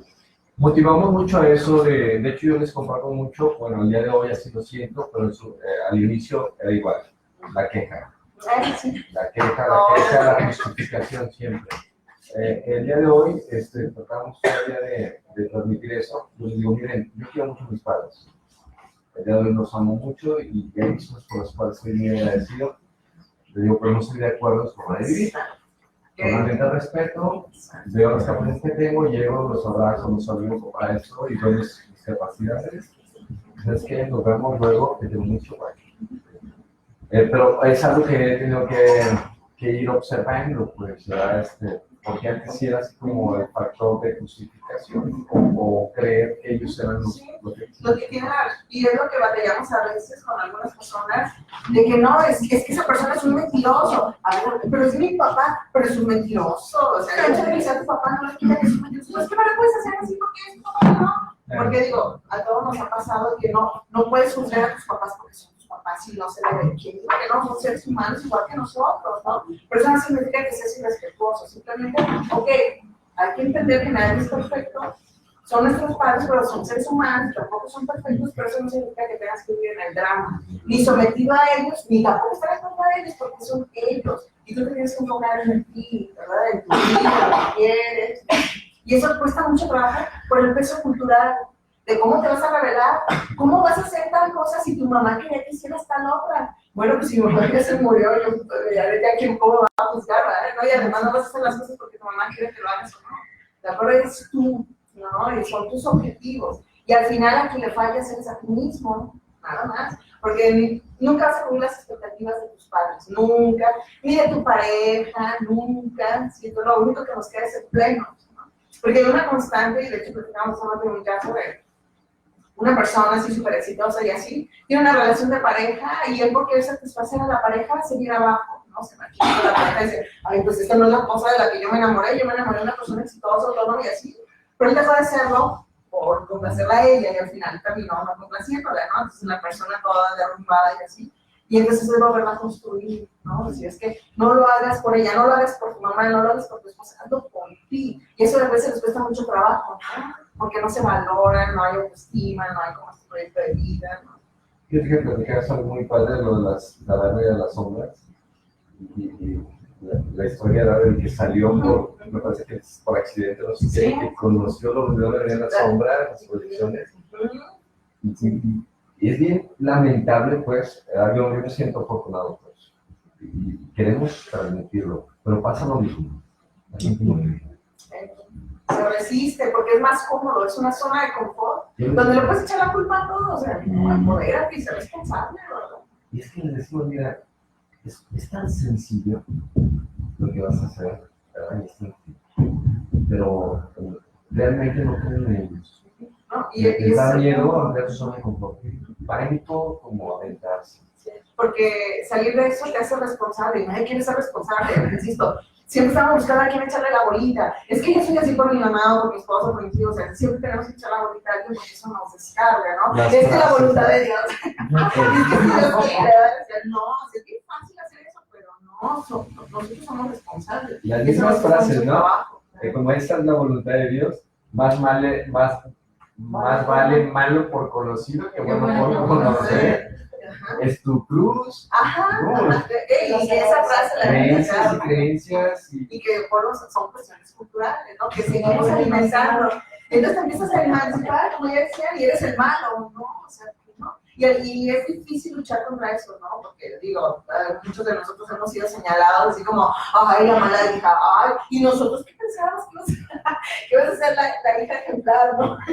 Y tal cosa, o sea, pues no, pues yo estoy haciendo lo que yo creo que está bien para mí, ¿no? Y sin perjudicar a los demás y sin la intención de hacerles mal, y la intención de que ellos tengan vergüenza de mí. Digo, si se avergüenzan de mí, pues es un problema, o sea, porque yo siento que estoy haciendo lo que para mí está bien, ¿no? A mí me encanta lo que compartes aquí. Yo sé que lo haces diferente a tu clase. Ah, claro. ¿Verdad? Sí, Eso realmente, esa es la cuestión que nosotros recibimos al querer, de cierta manera, transmitir lo que vamos encontrando. La crítica, el juicio, porque la gente moralista todavía es muy cerrada. Y a veces hay mucha gente moralista con poder. Eso es lo más. Hijo de su madre, ¿verdad? Y a nosotros, pues bueno, corremos un riesgo, ¿verdad?, de que nos multen, nos censuren, todo, pero pues bueno, ahorita lo ha pasado y estamos en el camino. y por lo cual te agradecemos mucho. Me gustaría que, sí tienen tus datos al final, No, como... para que te busquen, porque lo tuyo es ok. una alternativa maravillosa, ¿verdad? Y como... La podemos poner de comentario. Sí, la Sí, vamos a dar. Que explique más claro. Fuimos a Nomax, a los temazcales. ¡Ah, qué maravilla! ¡Qué maravilla! Hice una entrevista con los Lupitas. Las lupitas, Que sí. por cierto, si nos escuchan amigos, vamos a pasarla también porque es una experiencia que metemos en las dinámicas. Igual a ver cuando sea una oportunidad para ir a una de las dinámicas, ¿verdad? Estaría padrísimo, porque trabajamos con los 4 elementos. Con los 4 elementos, la idea es así como despertar un poquito la intuición a través de la vivencia, de experimentar, contacto con la tierra, con el fuego, con el agua. Le dimos el chilo completo. Porque la cuestión biológica luego empieza a aterrarnos, porque luego dicen, ¿y luego de qué voy a vivir, no? Porque tenemos este trip de que debes de tener, ¿no? Digo, porque a mí acá hace poco acabo de tener una crisis así de que, pues es que eres médico, eres especialista, ¿por qué no tienes una casa lujosa, un carro lujoso? ¿Por qué cobras eso? O sea, no manches, te estás desperdiciando, ¿no? Así como... Y luego ella me dice, bueno, pues que no te hace falta nada, ¿no? Pues no me hace falta nada, pero de repente empiezas a cuestionarte si estás haciendo las cosas bien porque no tienes lo que la sociedad espera que tengas, ¿no? Pero ¿por qué tienes que hacer lo que la sociedad espera que tengas, no? Y es bien complicado. Una pregunta. Igualmente, cuando estás trabajando con tus emociones, tus cambios de vida y todo eso, pero tienes un círculo donde no hay conocimiento sobre lo que estás haciendo, pero sí la oportunidad de que opinen de lo que tú estás haciendo y se ponen en contra tuya muchas de las veces. ¿Cómo manejas esas situaciones cuando no coincides en la misma manera de pensar que los demás para no caer en una discusión que no va a llevar a ningún lado, porque ciertamente no la vas a hacer entender? Pero tú cómo te manejas emocionalmente, porque sí te causa Sí, de repente un desequilibrio emocional, es decir, yo quiero esto, pero ellos no pueden entender el por qué lo estoy haciendo o con qué propósito. Claro. ¿Cómo manejas ese tipo de cuestiones y no caer en esas controversias? Porque es súper complicado. Es súper común. Sí, y es muy común, y te digo, la ventaja que tenemos en la ciudad es encontrar muchos locos iguales que nosotros, ¿no? Y como quiera te alías, ¿no? Entonces, siempre tienes como un punto de referencia con alguien que te apoyas, ¿no? Y dices, cuando estás en contra de la corriente, pues tú sabes a lo que vas, ¿no? Y tú vas con un convencimiento, porque mientras no le hagas mal a nadie, y hagas lo que a ti te hace feliz, pues entonces hay que hacerlo, ¿no? Pero luego vienen estos de que te empiezan a juzgar y te empiezan a juzgar. De repente sí no sacan de dónde y es normal, porque estamos dentro de una sociedad. Si vivimos aislados, nosotros elegimos, si hubiera opciones, como parecía, yo quiero vivir en esta comunidad y me van a aceptar y todo está chido, pero no en este momento. Pero la realidad es distinta. Entonces, sí es así como, porque sí me ha dado de repente que es así como, oye, de veras, sí es cierto. Sí, porque te ponen la de decir, estaré inoculando realmente, estoy demasiado enferma con mi perro emocional. No está bien, ¿qué onda? Sí. Porque a veces ya no es tanto el entorno, sino como lo de afuera, a veces hasta dentro familiares, que por papá o por mamá, y no alcanzan a comprender y dices, es que eres malo y ya no hablas y ya no te relacionas con nosotros de la misma. Pues sí, güey, pero eres bien tóxica, la verdad eres bien ojete y pues la estás hablando de todo el mundo y termino bien pinche cargada y ya lo odio más que tú, güey. Porque al final de cuentas tú le sigues hablando y ya haces como que la buena onda, pero yo ya lo odio, güey. Entonces, sí, como que manejar esas emociones es más difícil, ¿no? Sí, es Como complicado. enfermo, porque también estás tratando de asimilar tu emoción, pero también trabajar con lo de afuera. Sí, lo que sí tenemos que ser es compasivos con nosotros y con los demás. Compasivos en decir, ok, a mí esto me hace feliz y lo voy a hacer porque pues, es lo que me da y yo siento que es lo correcto. Y tengo que ser compasivo con nosotros porque no es que los otros estén tontos, ¿no? O que nosotros todo el tiempo estén mal.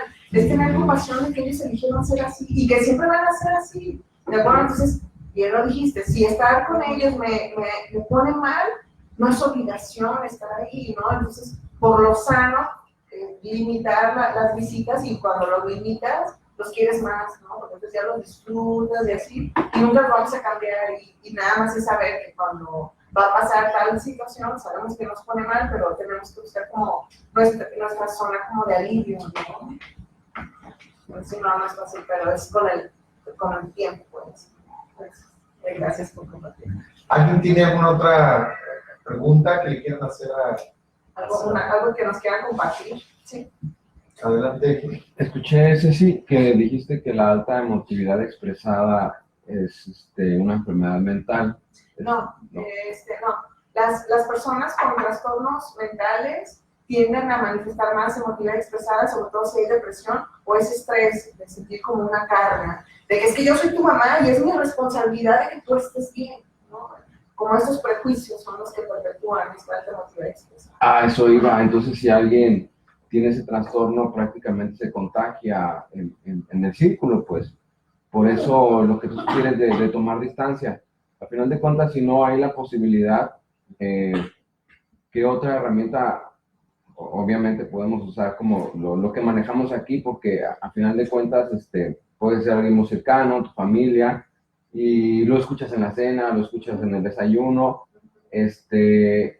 Sí, entiendo la parte que tú dices de tomar distancia, pero Sí, a veces no se puede. hay ocasiones que sí, es imposible, ¿no? Al menos en un cierto tiempo determinado. Entonces, la persona así se va a morir, como tú dijiste. No vas a poder hacer nada, a lo mejor para despertarlo, que cambie o ayudar. Pero yo creo que esa parte de la comprensión a mí sí me ha servido mucho, porque cuando ya estás seguro de algo, es muy difícil que te mueva. Sin embargo, sigues escuchando las quejas. Entonces, ¿qué otra sugerencia podrías manejar respecto a eso? Sí, una de las técnicas de las que hablamos un poquito fuera lo del mindfulness, enfocarse en aquí y en el ahora. ¿Sí? Entonces, cuando no tienes otra alternativa más que vivir con una persona enferma que es violenta, porque, bueno, pues se ha tocado casos de que dices, la ama de casa, ¿no? Que pues no tiene trabajo, ella hace todo lo posible porque sus hijos estén bien, ella tiende a ser resiliente. No, pues tiene que vivir en ese ambiente, no tiene otra alternativa, ¿no? Porque no hay, ¿no? Entonces es esto, el mindfulness para generar resiliencia. Y decir, pues yo ya entiendo que él es así, sí, tengo que ser compasivo con esta persona, porque además no va a cambiar y las leyes no me protegen, ¿no? Porque voy a pongo denuncia y no me hacen caso y me cuestionan todo el tiempo, ¿no? Entonces es como ser compasivo, pero tampoco ser tonto, ¿no? O sea, una cosa es ser compasivo y otra cosa es volverse una víctima, ¿no? Me ha tocado casos así en que la mujer al marido, pues sí lo trata bien, el marido es un grosero y todo, pero ella dice, pero yo te quiero, ¿no? Entonces siempre tiende como a contestar de manera contraria, y es una capacidad de resiliencia impresionante, yo no sé cómo le hace, pero es esto, ¿no? La resiliencia, y es muy complicado, porque no es cuestión de medicación, porque luego mucha gente cree que oye, un medicamento para, o sea, pues no. Yo sí sé cómo le hace. O sea, a final de cuentas, toda ese veneno que está recibiendo lo va a sacar el cuerpo con una diabetes o una enfermedad Sí, de hecho, física. la verdad es que sí. Hay cosas acordadas. A mí me parece importante eso que dijiste. Cuando son niños es algo que da mucha tristeza porque no los puedes canalizar. Pero cuando somos adultos, no, yo es lo que digo aquí, ya por el amor de Dios. O sea, hay que reconocer mejor que estamos pagando sufrimiento porque tenemos una recompensa. Hay que ver qué recompensa estamos pagando para aguantar ese sufrimiento. Porque nadie se queda sin esperar nada a cambio. O sea, vamos viendo, no es que seamos tolerantes ni nada. ¿Qué estamos recibiendo a cambio? ¿Verdad? Porque si realmente fuera puro dolor, huyes totalmente. Son las relaciones, amor. Son las relaciones, o sea, siempre hay una recompensa. Y hace uno el sacrificio para obtener esa pequeña recompensa. ¿Verdad? A mí se me hace bien importante, pues yo creo que en los niños, pues sí, es un caso difícil. Pero nosotros, ya mayores de edad, ¿verdad? ¿Qué estamos recibiendo acá? Nuestra sencilla, pues, donde... No, donde estás Por si obligado. abandonas al marido, te apedrean y te matan. Pero no está sencilla. Estamos muy maravillosos, hombre. Donde podemos hacer el cambio más que queramos. Pero pues entre una persona o dos. Pero iba a comentar algo. No, nada más, pues también la aceptación, ¿no? La aceptación. De estar, pues, como... Sí, porque hay algo que se conoce como aceptación y compromiso, pero yo como persona, porque todo el tiempo tenemos que enfocarnos en nosotros, qué estamos haciendo, ¿verdad? Y si hay alguna situación que tenemos que no podemos cambiar, entonces también es aceptarla y esa aceptación requiere compasión. Es decir, que es el malo y yo decido ser la víctima todo el tiempo, sino no, es aceptar que esa con esa de los tontos, ¿verdad? Es aceptar que la gente esconde que no va a cambiar, ¿no? Entonces, pues yo decido ver cómo va a mover esa bien, si de plano yo siento que esto no quiero, entonces, ¿qué estoy haciendo ahí, no? Entonces, y como dice José, o sea, si en este caso no me gusta, pero pues es el precio que tengo que pagar para tener tal cosa, pues bueno, yo ya sé a qué estoy tirando. Tenemos que reconocer, ¿no? Creo yo, o sea, somos responsables de esa consecuencia, porque creo, bueno, es como cuando vas a laborar, sabes que tienes que laborar porque vas a recibir un pago al final, porque lo necesitas, bueno, pues hay que cuidarlo, hay que no me gusta, pero bueno, ¿verdad? No tengo otra alternativa en este momento que a mí me agrade, tengo que adaptarme, yo creo que eso es muy importante, esa parte del reconocimiento, es lo que nosotros somos mucho hincapié aquí. Y el resignificar lo que nos pasa, porque luego, por ejemplo, en la consulta sucede mucho eso, de que llegan con el papel de víctima y luego ya cuando dicen, a ver, de lo que me dijiste yo entendí esto y ya le ponen las cosas sobre la mesa. Y entonces es así, pero ya el momento que lo ven reflejado es como, ay, caray, de veras, pues no soy la víctima, ¿verdad? Pues a mí no me dio como esa sensación, o sea, porque yo lo estoy viendo, ya usted tiene el poder mental y que tiene tal beneficio, es como, Hay hasta un meme, no sé si lo han visto, hay hasta un meme que trata de esta cuestión, de una mujer que está preguntándole a Dios, ¿pero por qué esto? Y baja la carita y le da, no sé si se acuerdan, le da el papelito. Así es, pero ¿por qué tengo que aguantar a mi marido? Y ya le da el papelito, ¿no? Así ya le dice, ¿no? ¿Qué quieres? sí.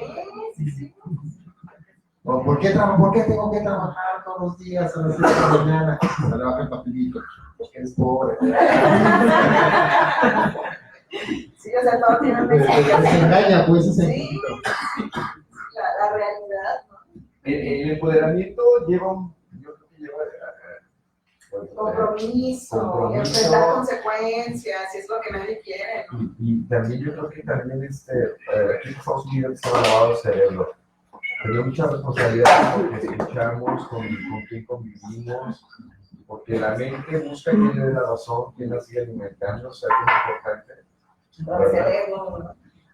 Es lo que yo les digo, una persona celosa, le digo, o una persona que quiere conservar a su pareja, ¿verdad? Le digo, va y le pide opinión a alguien que ya lo dejó, ¿verdad? No, qué bueno, entonces igual le digo, no, mejor le digo, busquen a alguien que está bien en su relación, que está firme, que está... Pero siempre tendemos a que nos den la razón. Sí. Huimos de...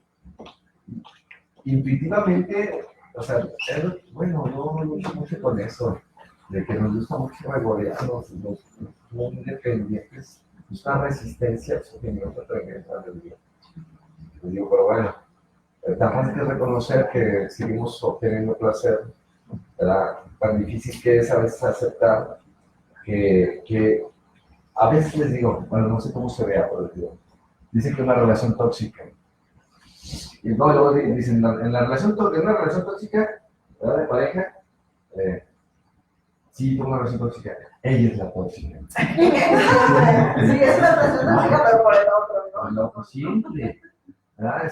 Y a veces por la cuestión social de lo que es la toxicidad que le llaman, ¿verdad? Pero nos cuesta mucho trabajo reconocer que nosotros. Pero cuando dicen, me tocan puros novios así, Ajá, pero ¿por qué no se alguien eliges así? decía, ¿cómo que te tocan? No, salen en una rifa.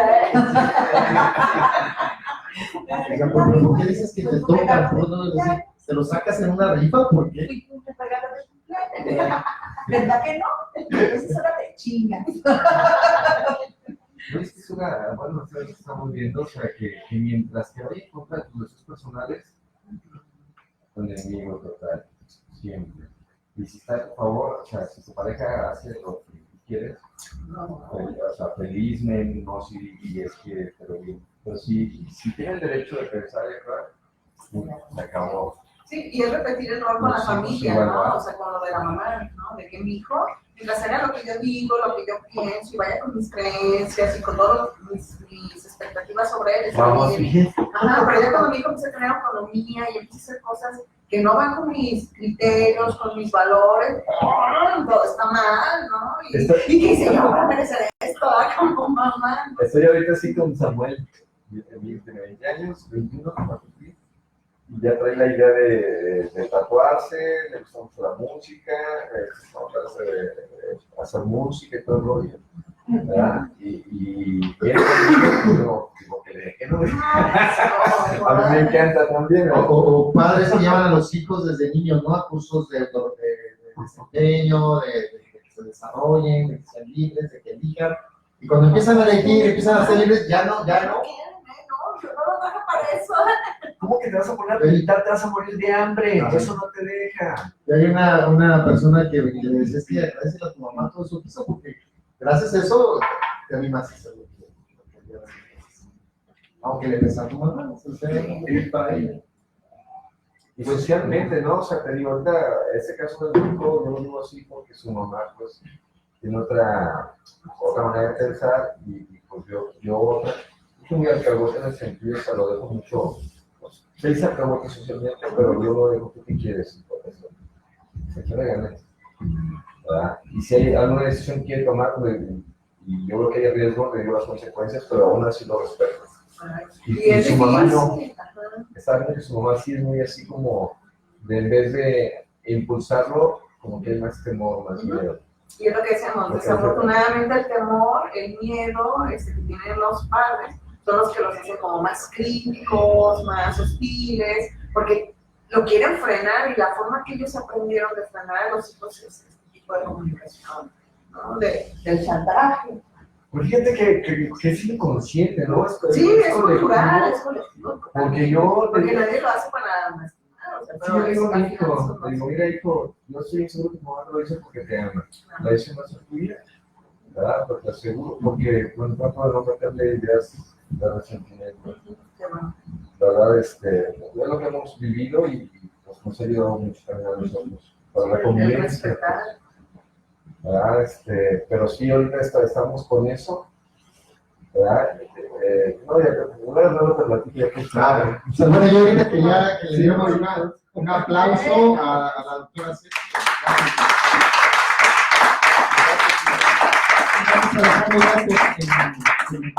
Gracias. Muchas gracias. No, pues gracias a ustedes. Porque sí, digo, son esos temas que luego nos pueden reflexionar, ¿no? Porque tenemos que ver otra vez entre nosotros.